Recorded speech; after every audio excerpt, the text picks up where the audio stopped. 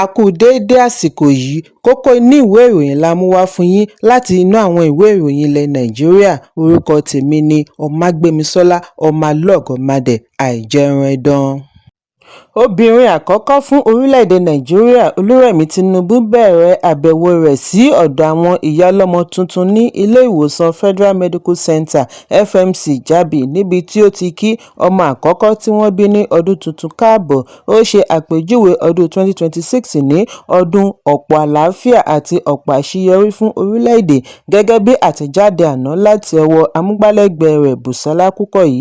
Ìyáàfin Tinubu tí ó kọ́wọ̀ọ́rìn pẹ̀lú aya igbákejì ààrẹ Hajia Nana Shettima, mínísítà fún ọ̀rọ̀ obìnrin Iman Sulaiman Ibrahim, mínísítà ìpínlẹ̀ fún ìlú Àbújá Mariam Mahmood àti bẹ́ẹ̀ bẹ́ẹ̀ lọ kí ọmọ àkọ́kọ́ fún ọdún tuntun tí ó jẹ́ ọmọbìnrin tí wọ́n bí lóru káàbọ̀.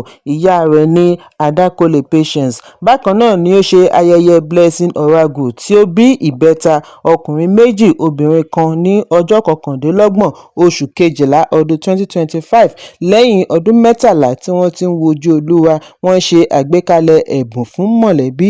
Obìnrin àkọ́kọ́ wá fi ìmoore rẹ̀ hàn fún ọ̀pọ̀ ọmọ Nàìjíríà tí ó wọ ọdún tuntun. Ó ní ilẹ̀ Yorùbá bí ènìyàn bá bí ọmọbìnrin wọ́n á ní ọwọ́ ẹ̀rọ ni. Fún ìdí èyí òun ní ìgbàgbọ́ wípé ọdún yìí yóò jẹ́ ọdún ìrọ̀rùn fún gbogbo wa gẹ́gẹ́ bí orílẹ̀-èdè, ọ̀pọ̀ ìbùkún, àlàáfíà àti àṣeyọrí. Ìyáàfin Tinubu tẹ̀síwájú wípé inú òun dùn nítorí nǹkan ní ọdún tí ó kọjá. Gbogbo àwa tí a rí ọdún tuntun yóò yẹ kí a fi ọpẹ́ fún Ọlọ́run bí ó ti rọ àwọn obìnrin Nàìjíríà kí wọ́n fi ààyè gba àǹfààní pẹ̀lú ìgbàgbọ́ àti ìmoore nínú ọdún tuntun.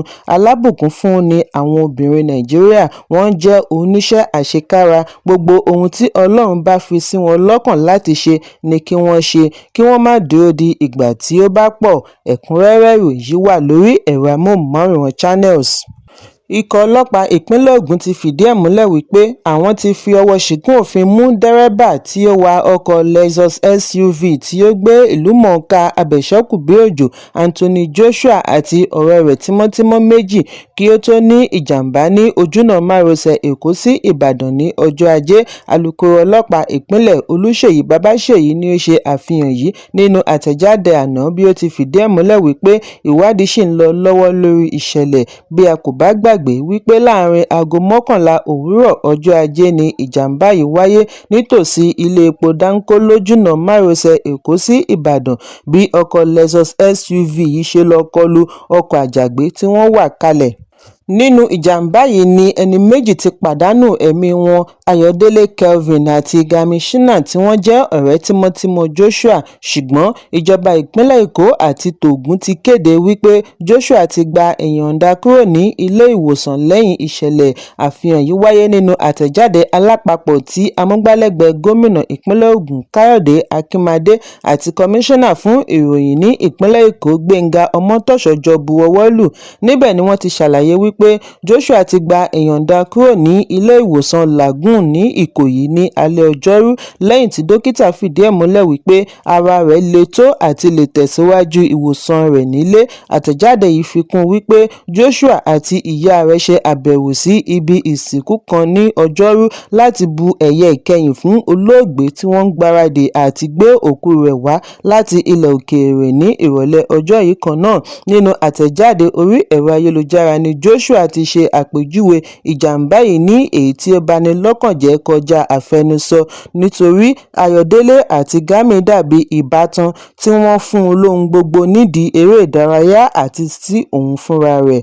Lẹ́ẹ̀kan sí ìjọba ìpínlẹ̀ méjèèjì tún fi ìbánikẹ́dùn wọn hàn sí mọ̀lẹ́bí ọ̀rẹ́ Joshua méjèèjì tí wọ́n di olóògbé bí wọ́n ti ṣe àpèjúwe ìṣẹ̀lẹ̀ ọ̀hún ní èyí tí ó dunni gidigidi. Wọ́n wá gbà á ládùúrà kí Ọlọ́run tẹ́ wọn sáfẹ́fẹ́ rere kí ó sì tu mọ̀lẹ́bí wọn nínú.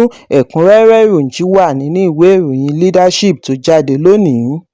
Ẹgbẹ́ àwọn akẹ́kọ̀ọ́ Nàìjíríà National Association of Nigerian Students (NANS) ti bẹ̀rẹ̀ ìkórajọ akẹ́kọ̀ọ́ jákèjádò orílẹ̀-èdè fún ìfẹ̀hónúhàn tako òfin owó-orí tí ìjọba bẹ̀rẹ̀ ní ọjọ́ 1 oṣù Kínní ọdún 2026. NANS kéde ọjọ́ 14 oṣù Kínní ọdún 2026 ní ọjọ́ ìgbésẹ̀ tako òfin owó-orí tí ìjọba fi múlẹ̀. Ààrẹ Bọ́lá Tinubu sọ ní ọjọ́ Ìṣẹ́gun wípé kò tíì sí ìtakò gidi tí ó lè mú wọn wọ́gi lé àtúpalẹ̀ òfin owó-orí, ṣùgbọ́n ìgbésẹ̀ yìí ti dá awuyewuye sílẹ̀ bí wọ́n ti ní èyí tí wọ́n ṣe àgbékalẹ̀ gazetted copy yàtọ̀ sí èyí tí wọ́n buọwọ́ lù ní ilé ìgbìmọ̀ àgbà. Àwọn tí ọ̀rọ̀ kàn títí kan ẹgbẹ́ àwọn agbẹjọ́rò NBA, ẹgbẹ́ òṣìṣẹ́ NLC, díẹ̀ lára àwọn ọmọ ẹgbẹ́ ilé ìgbìmọ̀ aṣojú-ṣòfin àti bẹ́ẹ̀ bẹ́ẹ̀ lọ ni wọ́n ti pè kí wọ́n wọ́gi lé òfin yìí. Ọmọ ẹgbẹ́ ilé ìgbìmọ̀ aṣojú-ṣòfin kan, Abdulsamad Dasuki, ṣe ẹ̀sùn wípé ìyàtọ̀ wà nínú àbádòfin owó-orí tí wọ́n fi ránṣẹ́ àti èyí tí ilé bu ọwọ́ lù. Nígbà tí wọ́n fèsì lórí ìpinnu ìjọba láti bẹ̀rẹ̀ òfin owó-orí lánàá, ààrẹ ẹgbẹ́ NANS Olúṣọlá Ọládọjà nínú àtẹ̀jáde bu ẹnu àtẹ́ lu òfin tuntun tí wọ́n bẹ̀rẹ̀ ní ọjọ́ 1 oṣù Kínní ọdún 2026. Nígbà tí oríṣiríṣi ẹ̀sùn lórí ìwé òfin yìí kò tíì níyanjú, ó ní ìpinnu àti tẹ̀síwájú pẹ̀lú òfin owó-orí léwu tí ó fi àpẹẹrẹ burúkú lélẹ̀ fún ìjọba tí wọ́n ní àwọn ń kó aráàlú mọ́ra nínú òfin àti ìwà ìjọba tiwantiwa. Wọ́n ní àtẹ̀jáde láti iléeṣẹ́ ààrẹ láti tẹ̀síwájú nínú òfin yìí jẹ́ ìtàbùkù ńlá sí ọmọ orílẹ̀-èdè tí wọ́n ní ìgbẹ́kẹ̀lé nínú ààrẹ láti dìbò yàn. Èyí ṣe àpẹẹrẹ àìníbọ̀wọ̀ àti àìnítara fún ará ìlú, pàápàá jùlọ àwọn tó kù díẹ̀ káàtó fún. Gẹ́gẹ́ bí ààrẹ ẹgbẹ́ akẹ́kọ̀ọ́, ìdí nìyí tí ó fi ń ké sí gbogbo ẹ̀ka wọn ní ẹkùn, ìpínlẹ̀ àti gbogbogbò kí wọ́n bẹ̀rẹ̀ ìkórajọ lọ́pọ̀ yanturu fún ìfẹ̀hónúhàn oníwọ́rọ́wọ́, kí wọ́n rìn lọ sí ẹnu ọ̀nà àbáwọlé sí ilé agbára l'Àbújá ní ọjọ́ tí wọ́n gbèrò rẹ̀. Unity Fountain, Àbújá ni gbogbo wọn ti kọ́kọ́ pàdé kí ìrìn tó bẹ̀rẹ̀ lọ ilé agbára. Bákan náà ni agbẹjọ́rò ajàfẹ́tọ̀ọ́ ọmọnìyàn àgbà amòfin Fẹ́mi Fálànà náà ṣe ìkìlọ̀ lánàá wípé òfin owó-orí tuntun yìí kò lè bẹ̀rẹ̀ títí wọ́n á fi yanjú gbogbo rògbòdìyàn tí ó dìrọ̀ mọ́ àgbékalẹ̀ rẹ̀. Níbi ìpàdé pẹ̀lú àwọn akọ̀ròyìn ní ìlú abínibí rẹ̀ ní Ìlàwọ̀ Èkìtì, ìpínlẹ̀ Èkìtì lánàá ni Fálànà ti ní ó yẹ kí ìjọba ti lo àwọn ọjọ́ tí ó gbẹ̀yìn ní ọdún 2025 láti fi yanjú awuyewuye kí ó sì pèsè àkọọ́lẹ̀ tí ó mọ́ lórí ìwé àbádòfin kí wọ́n tó bẹ̀rẹ̀ rẹ̀. Ó wá ṣe ìkìlọ̀ wípé bí ìjọba bá kọ̀ àti gbé ìgbésẹ̀ lórí èyí, ó lè yọrí sí ìjà òfin láti ẹgbẹ́ ará ìlú.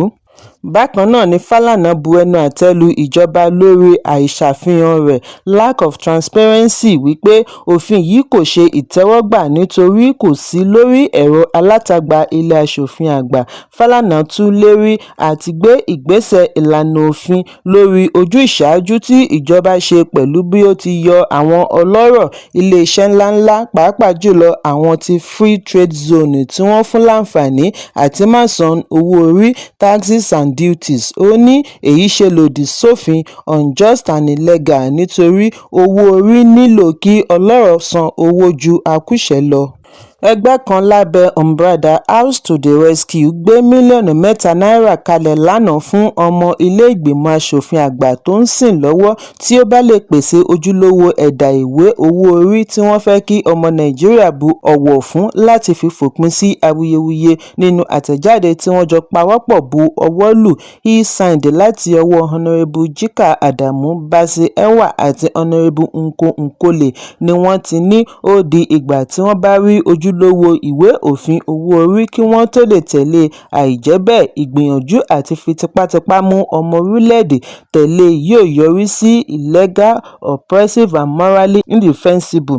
Ẹgbẹ́ yìí fi ẹ̀sùn kan ìjọba wípé wọ́n fi ìkéde nìkan ṣèjọba, ruling by announcement not legislation, by coercion not consent and by fear not legality. Gẹ́gẹ́ bí wọ́n ti kọ lédè Gẹ̀ẹ́sì, wọ́n fi kún wípé ohun mẹ́ta ni ìgbésẹ̀ ìjọba dá sílẹ̀. Àkọ́kọ́ ni wípé wọ́n tọwọ́ bọ ìwé òfin lẹ́yìn tí wọ́n fi ránṣẹ́ sí ilé aṣòfin. Ẹ̀ẹ̀kejì, oríṣiríṣi ẹ̀dà rẹ̀ pọ̀ níta. Ẹ̀kẹta, wọ́n mọ̀ọ́mọ̀ ṣí ará ìlú lọ́nà. Wọ́n ní ààrẹ Tinubu àti àwọn tí wọ́n jọ ń gbófinró ń lo ọwọ́ agbára bíi tológun, wọn kò wo òfin ìṣèjọba tiwantiwa. Ẹ̀kúnrẹ́rẹ́ ìròyìn wà nínú ìwé ìròyìn Daily Trust tó jáde lónìí. Ààrẹ ilé-ìgbìmọ̀ Godswill Akpabio ti darí àwọn agbẹjọ́rò rẹ̀ kí wọ́n jáwọ́ nínú gbogbo ẹ̀sùn ìbanilórúkọjẹ́ tí wọ́n ti pè tako oríṣiríṣi ènìyàn bí ó ti ní ìwàásù níbi ìsìn ọdún tuntun tọ́ òun lọ́kàn. Níbi ó ti ń sọ̀rọ̀ ní ilé ìjọsìn Sacred Heart Parish ní ìlú Uyo, ìpínlẹ̀ Akwa Ibom lánàá ni Akpabio ti ní òun ti pè tó ẹ̀sùn 9 tí ó dá lórí ìbanilórúkọjẹ́ sí ilé-ẹjọ́. Ó ní àwọn mìíràn bà á lórúkọ jẹ́, àwọn mìíràn parọ́ mọ́, àwọn mìíràn kọ ohun tí kò dára nípa rẹ̀, ṣùgbọ́n lẹ́yìn tí ó gbọ́ ìwàásù láti ẹnu olùṣọ́-àgùntàn ni ó rò lọ́kàn ara rẹ̀ wípé òun ni àlùfáà ń bá wí, ni ó fi darí àwọn agbẹjọ́rò rẹ̀ kí wọ́n jọ̀wọ́ gbogbo ẹ̀sùn pátápátá. Ní ọdún 2025 ni Akpabio pé oríṣiríṣi ẹ̀sùn ìbanilórúkọjẹ́ tako àwọn èèyàn pàtàkì láwùjọ, lára wọn ni akẹgbẹ́ rẹ̀ Sínátọ̀ Natasha Akpoti-Uduaghan. Ṣùgbọ́n pẹ̀lú ìkéde àná, èyí túmọ̀ sí wípé ìjà dópin, ogun ti tán, olùgbàlà ti jagun mólú láàrin Akpabio àti Natasha bí wọ́n ti ń bẹ̀rẹ̀ ọdún tuntun. Ẹ̀kúnrẹ́rẹ́ ìròyìn wà nínú ìwé ìròyìn Punch tó jáde lónìí. Ìlúmọ̀ọ́ká orí ẹ̀rọ abánidọ́rẹ̀ẹ́ TikTok Pella ti kéde ìpínyà láàrin òun pẹ̀lú ọ̀rẹ́bìnrin rẹ̀ Jarvis bí ó ti ṣe àwáwí ìdí láti tẹ̀síwájú fún ìdàgbàsókè rẹ̀. Àfihàn yìí wáyé lórí livestream tí Pella ṣe lálẹ́ ọjọ́ 1 oṣù Kínní ọdún 2026 níbi ó ti ṣàlàyé wípé àwọn ti padà sídi ọ̀rẹ́ lásán kí àwọn olólùfẹ́ wọn bu ọ̀wọ̀ fún ìpinnu wọn. Ẹ̀kúnrẹ́rẹ́ ìròyìn wà nínú ìwé ìròyìn The Nation tó jáde lónìí. Kókó inú ìwé ìròyìn àsìkò yìí kò ní jù báyìí lọ. Ẹ pàdé mi ní ìrọ̀lẹ́ fún àkọ́tún ìròyìn. Kí a tó lọ, ẹ má ṣaláì fi àkíyèsí yín ránṣẹ́ kí ẹ sì bá wa subscribe sójú náà wa lórí YouTube kí kókó inú ìwé ìròyìn lè máa tẹ̀ yín lọ́wọ́ ní kíákíá.